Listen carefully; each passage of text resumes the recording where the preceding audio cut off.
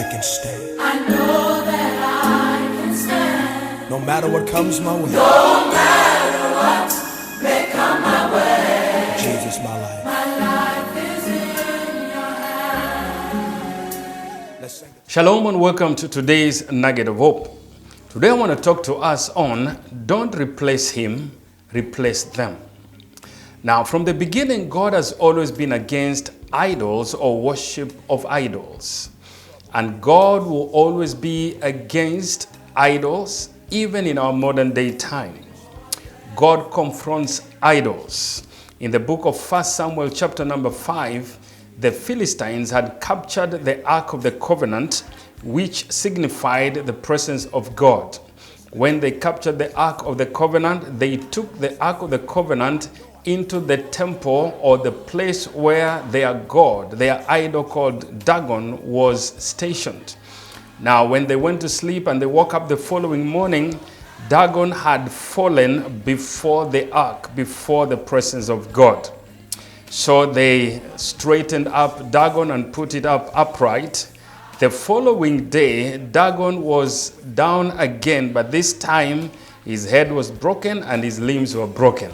So they moved the Ark of the Covenant because they felt God was against their idol god. And in fact, even with that, so many tumors had stricken the men in Philistine.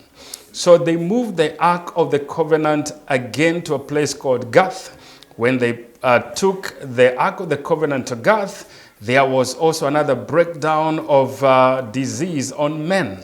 So they realized the presence of God, or the God of Israel, was against their worship of idols. So what did they decide? They decided to remove the Ark of the Covenant out of Philistine and remain with their idols.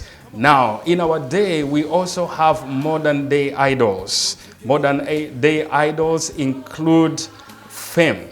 It includes flesh. It includes money. It includes, or the love of money. It includes, ambition, ungodly ambition. Anything that we place or we give more priority than God becomes our idol. And God will always be against any idol, anything that we give priority over him.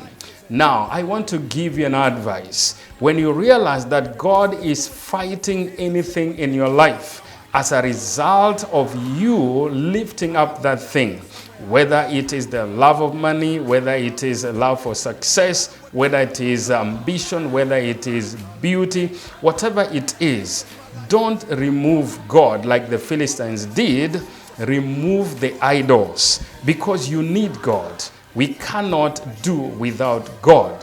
You need God. But most of the times we behave like the Philistines. When God is dealing with the idols in our lives, we would rather keep the idols and remove God.